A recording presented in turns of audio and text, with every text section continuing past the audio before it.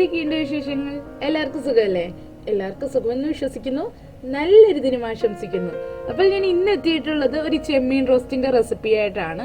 വളരെ ഈസി ആയിട്ട് നമുക്ക് പെട്ടെന്ന് തയ്യാറാക്കാൻ പറ്റിയിട്ടുള്ള ഒരു സിമ്പിൾ ആയിട്ടുള്ള ചെമ്മീൻ റോസ്റ്റ് ആയിട്ടാണ് ഇന്ന് എത്തിയിട്ടുള്ളത്. അപ്പം നമുക്ക് വീഡിയോയിലോട്ട് പോയാലോ? അരക്കിലോ ചെമ്മീൻ ഞാൻ കഴുകി വൃത്തിയാക്കിയതിന് ശേഷം ഉപ്പും മഞ്ഞൾപ്പൊടിയും ചേർത്ത് വേവിച്ചെടുത്തിട്ടുള്ളതാണ്.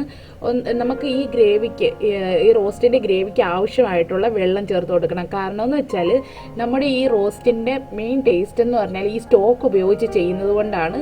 അപ്പോൾ ആ ഒരു റോസ്റ്റിന് കറക്റ്റായിട്ടുള്ള നല്ലൊരു ടേസ്റ്റ് കിട്ടുന്നുണ്ട് കേട്ടോ. നമുക്ക് നമ്മൾ ഈ ഉപയോഗിക്കുന്ന ഗ്രേവിക്കുള്ള വെള്ളം ഫുള്ള് ഈ സ്റ്റോക്കാണ് കേട്ടോ.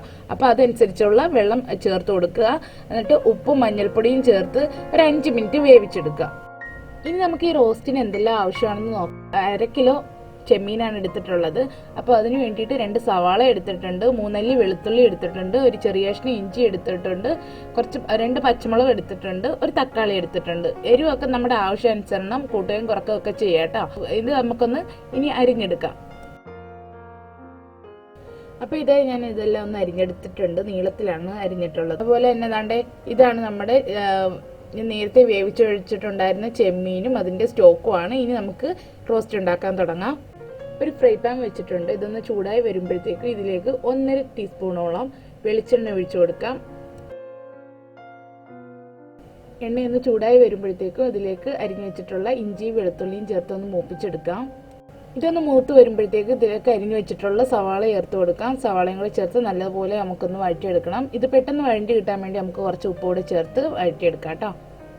അടുത്തായിട്ട് പച്ചമുളക് കൂടെ ചേർത്ത് നല്ലപോലെ ഒന്ന് വഴറ്റിയെടുക്കാം കേട്ടോ. ഇനി നമുക്ക് പൊടികൾ എന്തെല്ലാമാണ് ആവശ്യമെന്ന് നോക്കാം.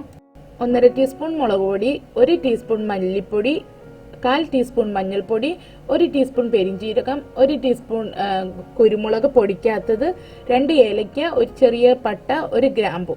ഇത്രയാണ് ആവശ്യമായിട്ടുള്ളത്. ഈ ഒരു സമയത്തേക്ക് നമ്മുടെ സവാളയൊക്കെ നല്ലതുപോലെ ഒന്ന് ഒരു ഗോൾഡൻ ബ്രൗൺ കളറായി കിട്ടിയിട്ടുണ്ട്. ഇനി നമുക്ക് അരിഞ്ഞു വെച്ചിട്ടുള്ള തക്കാളി ചേർത്ത് കൊടുക്കാം.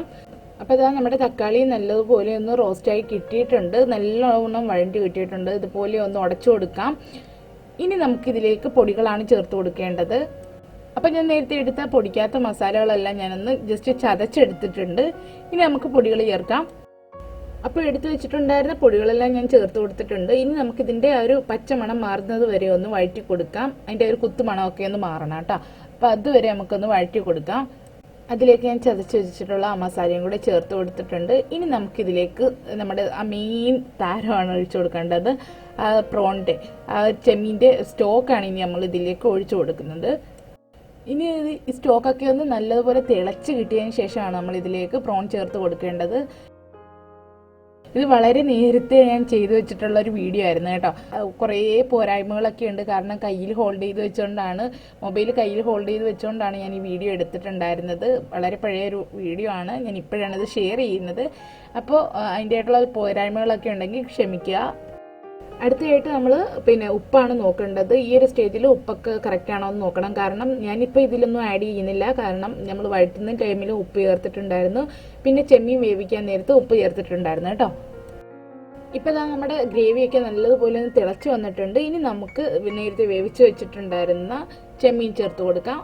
ചെമ്മീൻ നേരത്തെ വേവിച്ച് വെച്ചിട്ടുള്ളതാണല്ലോ, അതുകൊണ്ട് തന്നെ ഒരു 2 മിനിറ്റും കൂടി ഒന്ന് വേവിച്ചെടുത്താൽ മതി. അത് കഴിയുമ്പോൾ നമ്മുടെ കറി റെഡിയാകും. അപ്പോൾ നമ്മുടെ ടേസ്റ്റി ആയിട്ടുള്ള ചെമ്മീൻ റോസ്റ്റ് ഇതാ ഇവിടെ റെഡി ആയിട്ടുണ്ട്. എല്ലാവരും ഒന്ന് ട്രൈ ചെയ്ത് നോക്കാം കേട്ടോ. അവസാനമായിട്ട് ഞാൻ കുറച്ച് മല്ലിയില ചേർത്തിട്ടുണ്ടായിരുന്നു. ആ വീഡിയോ എൻ്റെ നിന്ന് മിസ്സായിട്ടുണ്ട്. അപ്പോൾ അതാണ്ട് മല്ലിയിലേക്ക് വെച്ച് ഞാൻ ഗാർണിഷ് ചെയ്തിട്ടുണ്ട്. അപ്പോൾ എല്ലാവർക്കും വീഡിയോ ഇഷ്ടമായി എന്ന് വിശ്വസിക്കുന്നു. വീഡിയോ ഇഷ്ടമായിട്ടുണ്ടെങ്കിൽ തീർച്ചയായിട്ടും ലൈക്ക് ചെയ്യുക, കമൻറ്റ് ചെയ്യുക, സബ്സ്ക്രൈബ് ചെയ്യുക. അപ്പോൾ ഇതുവരെ സബ്സ്ക്രൈബ് ചെയ്യാതെ കാണുന്ന ഏതെങ്കിലും കൂട്ടുകാരുണ്ടെങ്കിൽ പ്ലീസ് ദയവ് ചെയ്ത് സബ്സ്ക്രൈബ് ചെയ്തിട്ട് ബെല്ലൈക്കൻ ഇനേബിൾ ചെയ്ത് വെക്കുക. എന്നാലേ ഞാൻ ഇടുന്ന വീഡിയോസിൻ്റെയൊക്കെ നോട്ടിഫിക്കേഷൻ നിങ്ങളിലേക്ക് എത്തുകയുള്ളൂ. അപ്പോൾ പുതിയ മറ്റൊരു വീഡിയോയുമായി നമുക്ക് വീണ്ടും കാണാം. ബൈ. Thanks for watching.